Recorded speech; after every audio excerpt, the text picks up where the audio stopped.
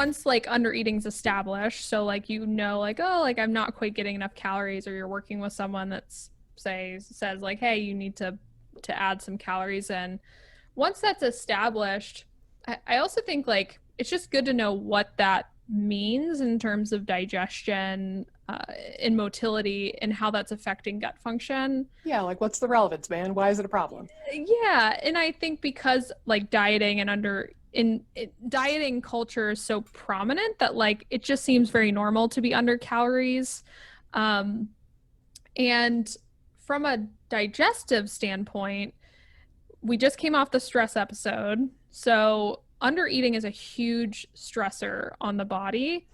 And so it's going to shut down motility, it's going to shut down digestion, because your body feels like it's under stress. And when your body feels like it's under stress, it's going to shut down what it considers like non-essential systems in that Reproduction, moment. thyroid hormones, sex hormones.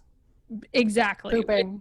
Exactly. It runs the gamut of just suppressing a lot of different things. And I just view it as halting digestion. And as we've said many times, like root causal factors of SIBO and IBS affect digestive capacity and motility in huge ways. And under eating does both of those things. It's going to impact motility, it's going to impact digestive capacity.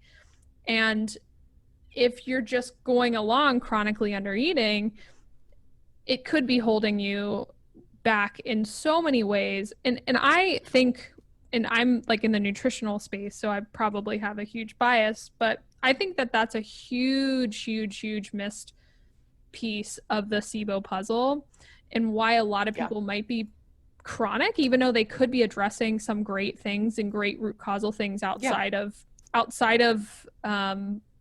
the diet piece, where they're sort of missing the mark. There's a lot of people that I've worked with where I'm like, man, you're covering a lot of amazing bases. Yeah. And you should be progressing. But then I look at their diet and they're well under their needs. Yeah. And if we can get their calorie needs up, usually they start improving. And it's because your body feels nourished and safe.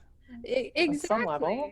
Exactly. And I mean, I think that's the frustrating part. And with these restrictive diets is that nutrition just totally takes a back seat, and you can't really move forward with any chronic condition if you're not nourished, because of how it affects your body's stress response and shuts down these non-essential systems. And again, like you had mentioned, some other like common signs, especially for women, of under eating is like losing your menstruation or having like really irregular or erratic cycles. I see that often. I see it impacting thyroid hormone a ton too. Oh, for sure. Like low T3 or free T3 that's just in the toilet.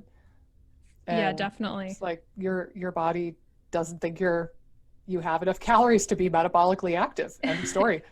Yeah, and I it's so interesting you bring up T3, because I think there's probably a handful of cases where I've seen normal free T3, where I've felt like it was optimal.